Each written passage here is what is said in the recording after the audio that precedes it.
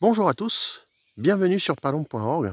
Alors aujourd'hui, c'est une vidéo sur le Mirador et sur tout la construction d'un Mirador. Alors ça, c'est pour les bricoleurs.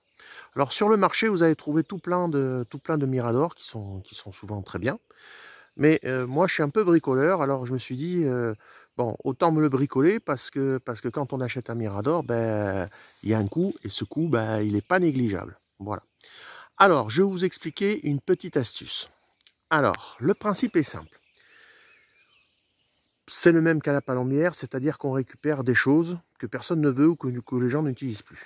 Donc moi, je suis allé trouver un agriculteur et il m'a filé une échelle, vous voyez, en fer. Bon, cette échelle en fer, elle fait, grosso modo, elle faisait 3,10 m. Voilà.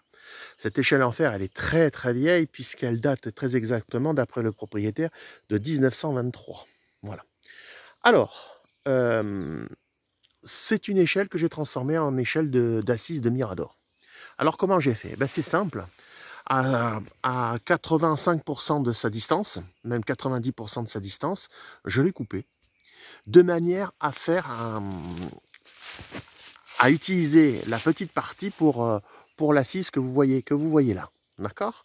Donc, le principe, il est le suivant, plutôt l'astuce est la suivante. Vous remarquerez que l'assise n'est pas droite. C'est volontaire, parce que si elle est droite, vous allez vous retrouver comme une chaise, comme sur une chaise. Et au bout d'un moment, au bout d'une heure d'attente, ça va être un peu inconfortable. Alors, l'idéal, c'est de le pencher un peu. Le fait de le pencher, eh bien, vous vous retrouvez comme dans un siège baquet.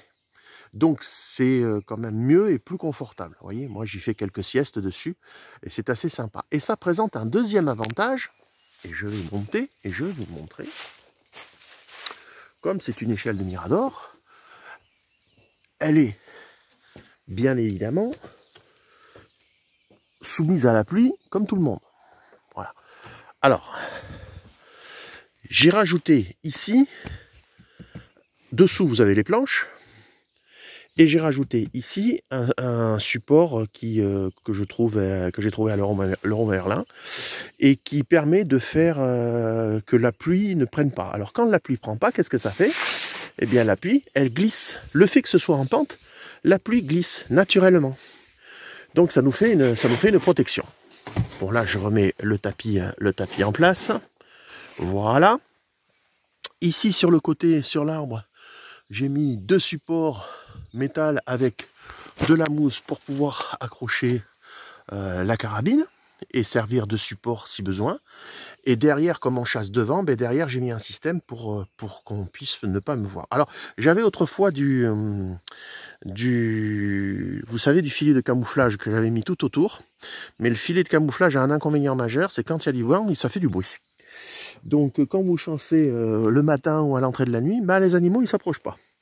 Donc le filet de camouflage, moi je l'ai banni. Et j'ai maintenant de meilleurs résultats. Voilà. Alors je descends, que je me casse pas la margoulette. Au pied de l'échelle, vous voyez, je l'ai élargi par un système en croix, ce qui fait que votre échelle est plus large. Donc elle ne risque pas de tanguer à droite ou à gauche.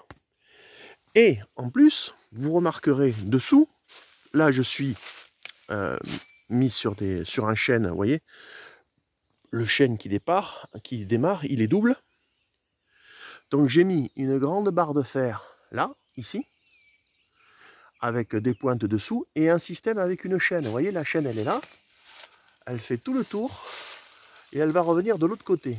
Alors la chaîne a deux utilisations. La première, c'est pour sécuriser le Mirador de manière à ce qu'il ne puisse pas tomber, même par grand vent. Et deuxièmement, ce qui permet que quand on veut sortir le Mirador de là où il est, eh bien la chaîne nous permet de le sortir, soit en tirant avec une voiture, soit avec un tracteur. Voilà. Bien entendu, le dossier qui est là, lui aussi, est panté. Et j'ai rajouté un système de quand il brine ou qu'il pleut, bon, de manière à être à l'abri, un toit, voilà, que j'ai fixé. Alors n'oubliez pas, fixez le toit, parce que si vous avez du vent, bah, il va s'en aller, donc c'est pas le but. Bon voilà, alors ce Mirador, il a quelques années, je peux le déplacer si je le veux, mais bon, c'est pas le but. Bon, alors, je me le suis fait moi-même, voilà, Et je vous dis, hein, dans le commerce, vous allez trouver des Miradors qui sont très bien.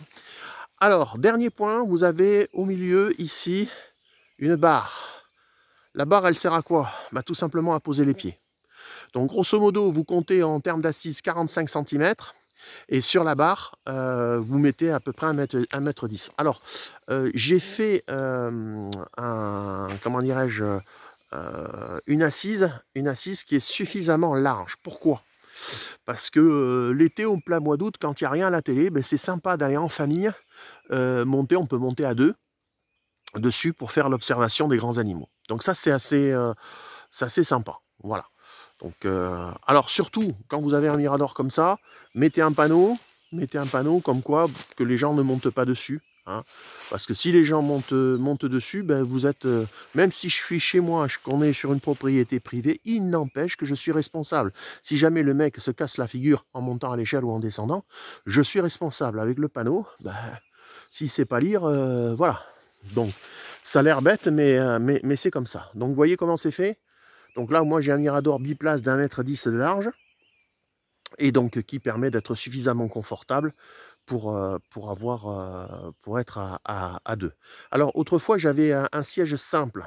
Alors, le siège simple, c'est bien.